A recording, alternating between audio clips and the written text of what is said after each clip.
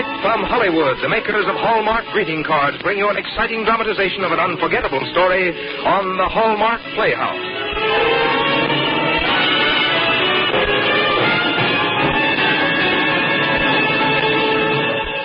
Tonight's story was chosen from the world of fiction by one of the world's best-known authors. Hallmark is proud to present the distinguished novelist, Mr. James Hilton.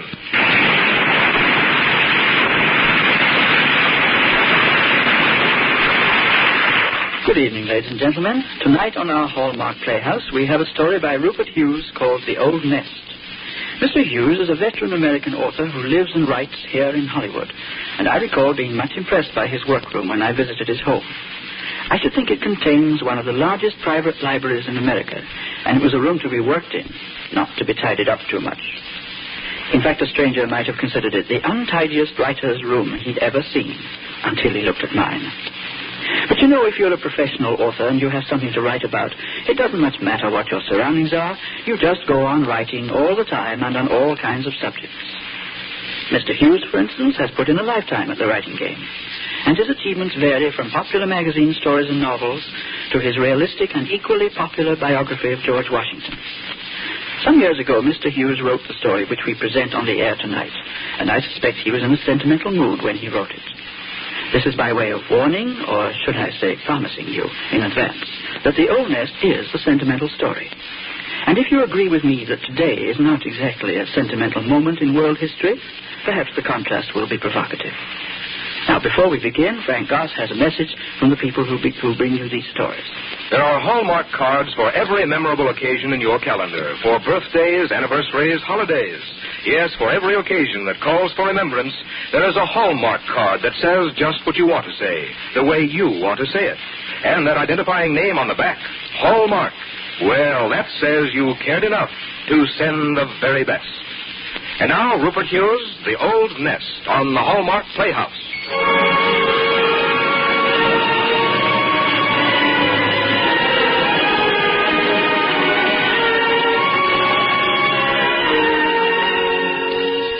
It was incredible. It seemed only a night or two ago that Emily had been a drowsy little thing falling asleep in the middle of her prayers. Only yesterday, but today, a moment ago in fact, that same little Emily had called to her father as the train pulled out. Goodbye, Daddy. Tell Mom I'll be home just as soon as ever I can. I will. And take care of yourself. Give the other doctors in town a test. I will. Goodbye. Goodbye.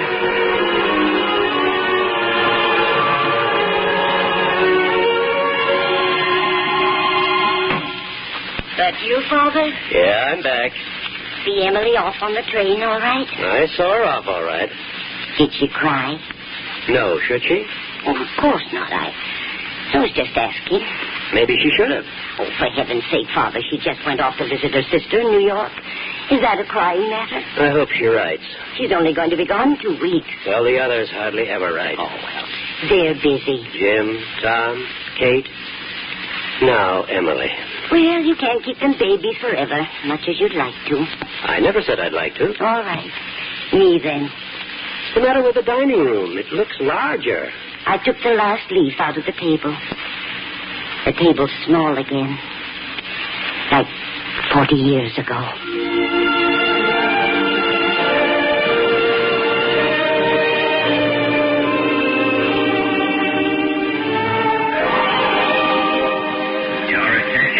American Airlines Flight 16 to Chicago, now arriving at Gate 4. Flight number 16 on time.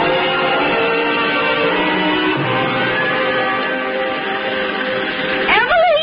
Emily! Emily, here. Emily! Who are you? I'm Stephen. Why? I'm Emily's sister. She never mentioned you to me, did she? I don't know. I met Emily at... Kate! Emily, darling! Hi, Emily. Kate and Stephen. Hello. Emily, how are you? You look wonderful. She is wonderful. How are you, Kate? How are Harry and the children? All to the good. But look at you. Am I on straight? You've grown up. Well, I should certainly hope so. Oh, dear, Kate. My sister, Mr. Stephen McLeod. How do you do? We met at the Yale Cornell football game last year. Who won? Yeah. Cornell. Emily won. I'm a con goose, and that's gospel. Look, why don't I take you gals to the taxi stand before the rush begins? A good scheme. Onward and upward, Stephen McLeod.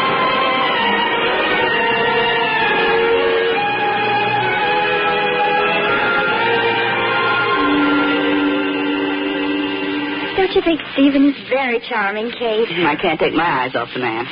Oh, how's Brother Tom? Well, Tom is... Do you think he'll like Stephen? Tom will fairly idolize Stephen, and I seldom see him. I just congratulate him on the phone when he's won another big case. He's a hard man to see. Oh, but I'm his sister. I want to see him. He promised faithfully to be over tonight. How does he look? Tired, worried. And now he's going to worry because Mother and Dad will be alone in Carthage. But I'm going home in 2 weeks. Why don't you marry someone back in Carthage so you could run in on the old folks now and then? Who's getting married? I'm going to be a spinster. Well, I just thought... That's Tom now.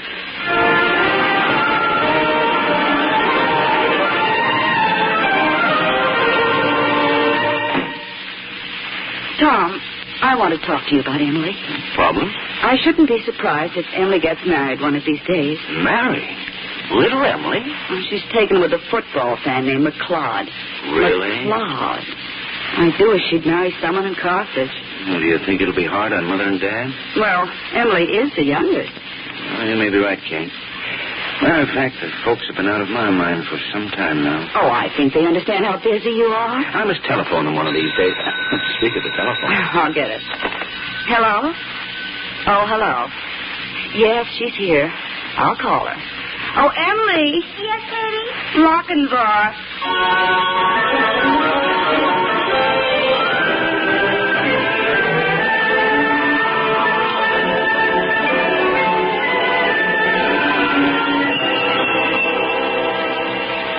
Oh, it's lovely in Central Park, isn't it, Stephen? It's so blamed central, everybody goes through it. Who mans the men of war when the men who man them go walking in the park one day? Radar, Ah, science is certainly wonderful. science, and Emily Anthem. All else is drab and commonplace. The way I feel is there isn't a drab and commonplace in the world. That is the irresponsible sentiment of a woman perhaps in love. Am I right? That's like calling up a girl and asking, what are you doing tonight? If she says, nothing, why? She's admitting she hasn't a date, of course. And if she hasn't a date, the boy wonders if he should date her. Correct. Whereas he should make the girl an offer and see what happens. Worst she can do is say, no, I'm sorry, but I'm dining tonight with an orangutan. Don't let me catch you running around with those lower eighths. Then make me an offer. I am making you an offer. You are? What are you doing for the rest of your life? Well, nothing. Just waiting around for life to begin. Who's calling, please?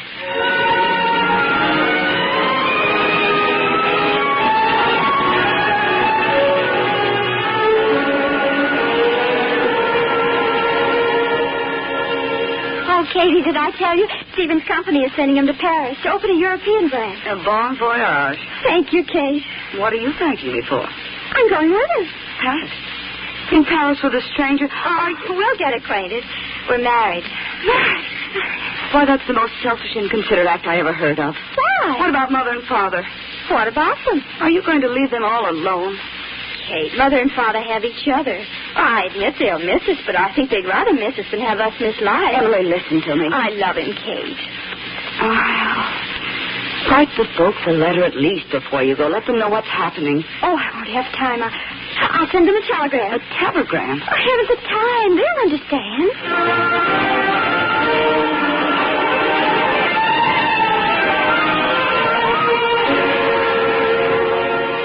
Married? That's what the telegram says, Mother. My little Emily married? She isn't little. She's a baby. Well, she'll probably be very happy. I just hope she doesn't stop at 2 grandchildren for us. You'd think there were ceilings. It'll just be queer. No one around here cluttering the place up. After 40 years of cluttering, yes, it'll be quiet. They'll come back now and then. Do you think so? Why not? Oh, they're so terribly busy. Those children just work too hard. They're modern, Mother. They share the modern illusion that money buys everything. Well, it doesn't. I'm right now trying to think what it doesn't buy. Just give me time. It doesn't buy a lot of things. It doesn't buy the success my children have. No, contrariwise, their success buys the money. It doesn't buy the happiness we've had out of our children. Don't forget they've frequently been a swift pain. I don't remember. You don't remember, huh? You don't remember the gory pups that used to come home from school fistfights? You don't remember Tommy falling off the roof? I thought he'd never stop bouncing. The first thing Tommy said when he got conscious again was, Mama, I'm hurt so bad this time, I think I ought to have $1. Tom always was a keen lad for the coin of the Republic. Well, I better be on my rounds. Baby's still being born, the same as usual. If I'm not home prompt at dinner, get yourself something to eat. Same as usual. I'm on the late shift at the nursery. Someone's got to sit with the children when their mothers have to make a living. Suppose I was a widow with young children. I would be enjoying a nice rest. Take care of yourself, Mother.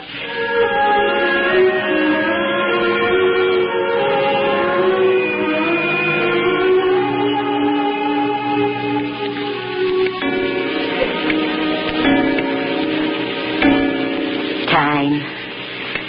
The clock changes things. The clock made a big lawyer out of a little Tommy, and a busy New York lady out of Kate, and Jim a famous doctor, and now Emily a bride. The clock sends them away. Maybe it'll bring them back time to time. Time to time.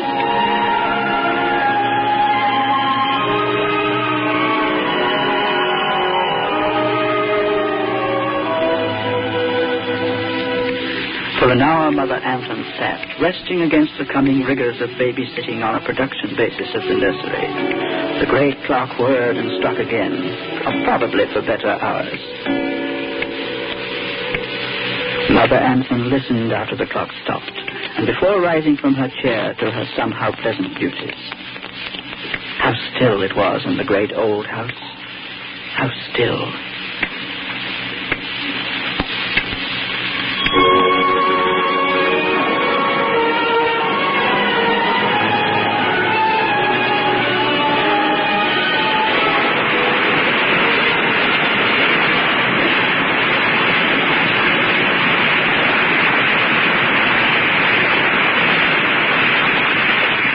You're listening to The Old Nest by Rupert Hughes, a story selected for you by James Hilton on the Hallmark Playhouse.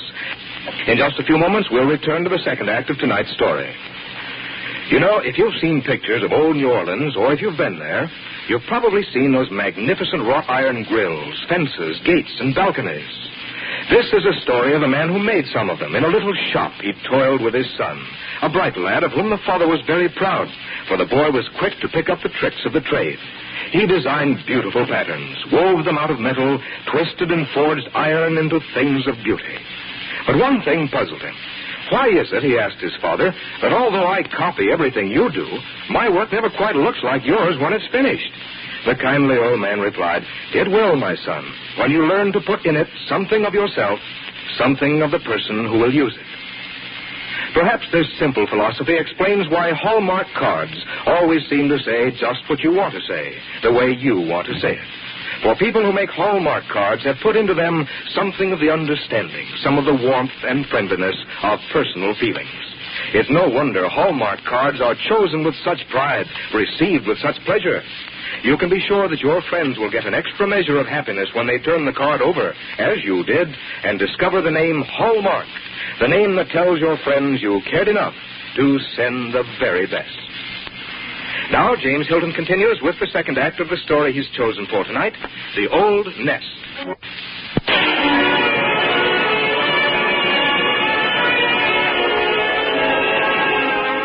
Paris, the capital of France, is situated on 3 islands and on the banks of the Seine.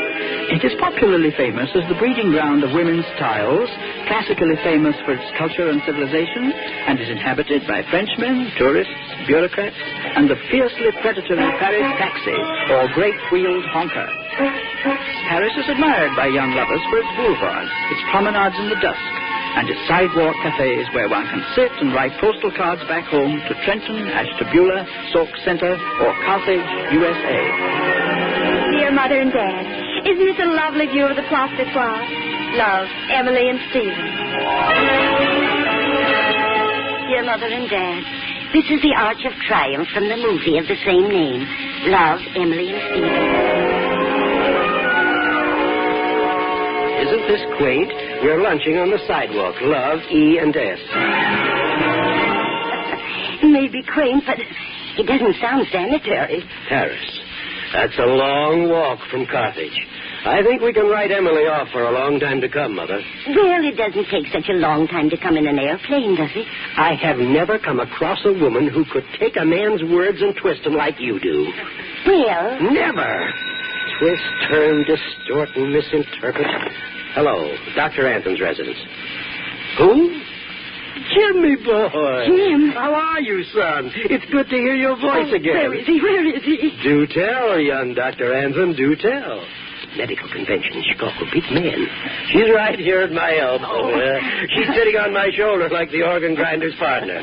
I'll let you talk to her. Give it to me. You're holding it the wrong way. Oh, hello, son. Oh, it's good to hear from you. Yes, just fine. Oh, we're fine, Jim. How are the children? What kind of an ear doctor are you? They got earache. Let me talk to her. Jimmy, since you're so close to Carthage, could you maybe drop down for... Really, Jim? Oh, that'll be so nice. Let me talk to him again. How long can you stay, son? Oh, wonderful. I'll tell Father. All right. Oh, and son, how about warm olive oil in their ears? No. Let me talk to him. I'll tell him, Jimmy. Goodbye. Wait a second. Now, he's terribly busy, Father. He rang off. But he's coming to visit us day after tomorrow. Isn't that grand? Honest? Isn't it grand? We'll put the leaf back in the table. Won't we, Father? Won't we?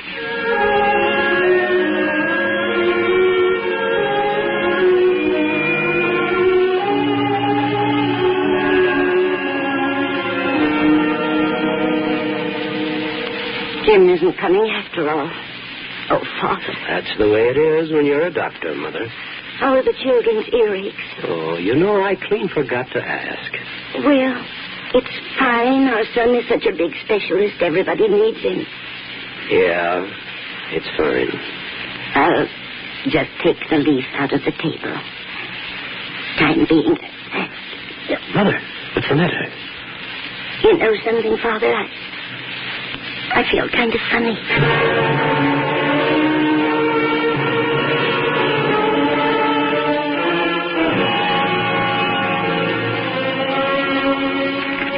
Dear Tommy, I'm sorry I haven't had a chance to write you for a long time, son. But I guess I'm one of these modern high-octane mothers. That's what Father says. Anyhow, Yes, Miss Ann. Washington calling. Lafarge? Oh, Lord. Look, call Kimberly in New Haven. Buzz me when you get him. Put Lafarge on. Lafarge. Look, Roger, I just haven't been able to get a commitment out of Kimberly, but I'm going to talk to him in a second. He doesn't want to defend. Can you hold it, Roger, please? Yes, Miss Ames. Oh, good. Put him on. Hold it, Roger. I've got Kimberly in New Haven. Hello, Kimberly. Anton. Yes, I got Roger Lafarge holding the line in Washington. Maybe we can get this set up right away.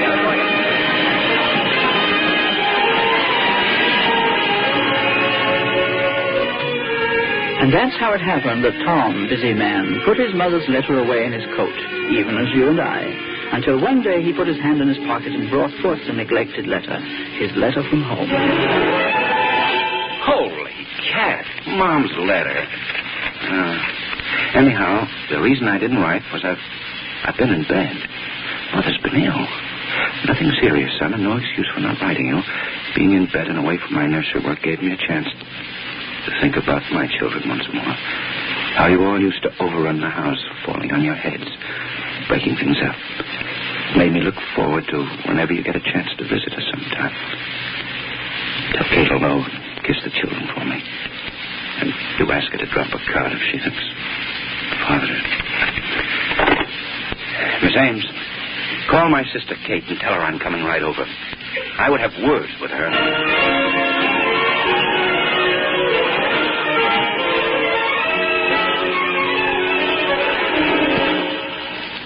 I think it's a crying shame how we neglect Mother and Father, and we're all to blame. Tom, no one's to blame. You're busy. Jim's rushed off his feet. His Children sick, ours getting over sick. Well, as soon as this Pycroft case is settled, I'm going to visit Mom and Dad. You've been saying that for 10 years. Well, this time I mean it. You always mean it, Tom. And if you get a chance, you might even stop in and see us sometime, Big Shot. Oh, really, I'd like to, but there's something very big in the wind. Well, tell me. Well, I can't. I'm just keeping my fingers crossed, that's all. Kimberly in New Haven is close to the White House, and he likes the way... Oh, no. I'm just keeping my fingers crossed. All right for you, Tommy Anthony. I'll tell Ma. Wouldn't it be fine, Kate? Wouldn't it be nice if we could run to Mother without problems again?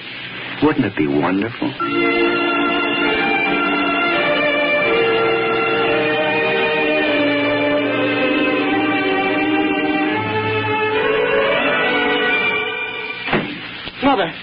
Mother, where are you?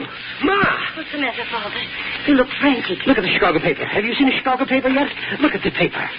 Look at that picture. One guess. It's Tommy. That's our boy. What's he done? He's made the Supreme Court. Listen, President appoints young New Yorker to vacancy on Supreme Bench. Right there, black and white. My son on the Supreme Court. Well, he's my son, too. I bet it's all over town now. Dr. Anthon's residence. Hello, Bob. Yeah. Great news. We just saw it in the... Of course, we knew about it 2 weeks ago. We didn't either. Yes. Tommy told us to keep it under our hats, which, of course, we did. Which, of course, we did. Yeah, thanks, Bob. Bye. We didn't either know about it. We didn't even get a letter. Mother, is it right that strangers should get news like that about our son before we do ourselves? Yeah. Is it? Be on my side now for once for a change. Maybe he did write and the letter got lost. Letter got lost. Maybe... Never got written. It never got written.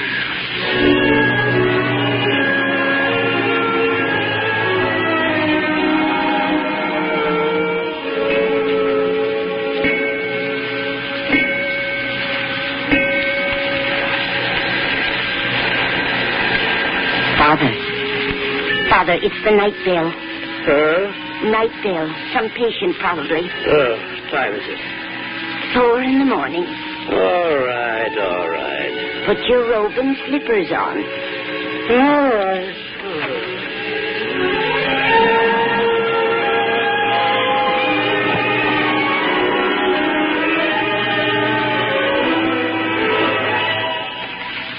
Well, what in the world? Mother! Tommy! Tommy downstairs. I had to come and tell you all about it. I had to be the first before someone else got to you. Have you had the radio on? No, son, no. Anyone tell you anything? About what, Tommy? Then I'm on time. Mom, I'm an Associate Justice of the Supreme Court. No. Tommy? My Tommy? I didn't dare write you about it until I was sure of it. And then when it happened, I wrote a dozen telegrams and tore them all up. Finally, I said, good Lord, this is something I got to tell her myself. Her? What about me? Well, both of you. I just made the last train and ran all the way from the station. Did I surprise you, Mom, huh? I did, didn't I, huh? Didn't I? Most wonderful surprise I ever had, Tommy. Yeah, there's going to be a reception for me in Washington, and the whole family's got to come. Oh, I couldn't go. I've nothing to wear. Oh, Mother. And another thing, I'm going to get all the children back here afterwards for a big reunion. Oh. Every last one of them. I'm the judge. I could have them arrested. Oh, no. You did it silly now, son. I know. I'm so tired I'm not responsible. But I'm happy. Why don't you lie down here a while, Tommy? Yeah. Thanks, Mom. I just want to close my eyes a minute. Sleep, son. School in the morning. Well, School tomorrow. Sleep. You know something, Mother? He is asleep. Poor boy. Poor tired children. The big kid. He wanted to surprise us. It was a surprise. Most wonderful surprise in the world. Having my baby home again.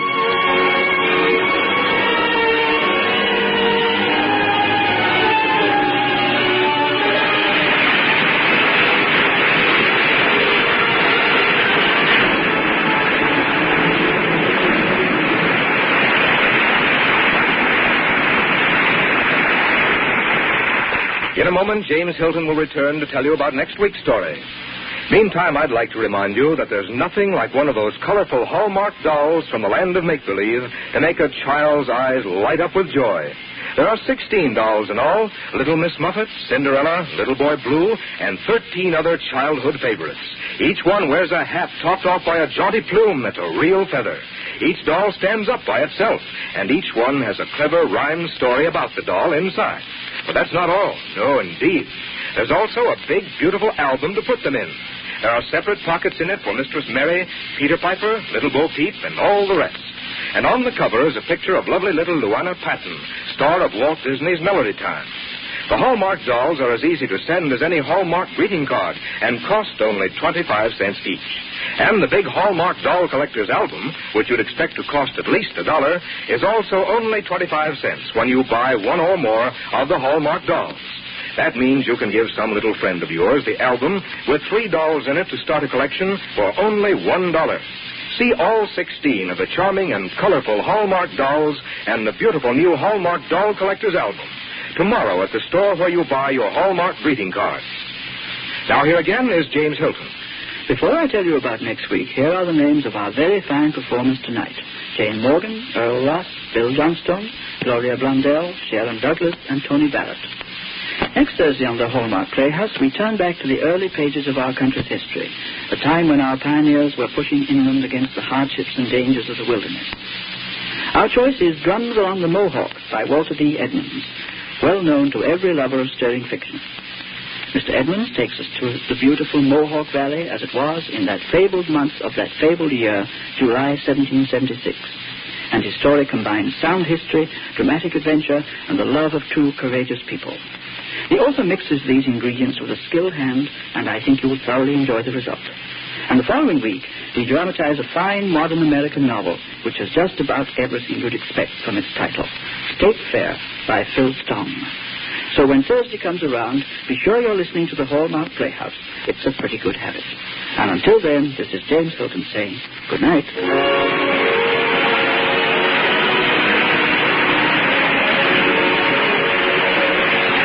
Tonight's story was adapted for radio by Milton Geiger. Our music was arranged and conducted by Lynn Murray.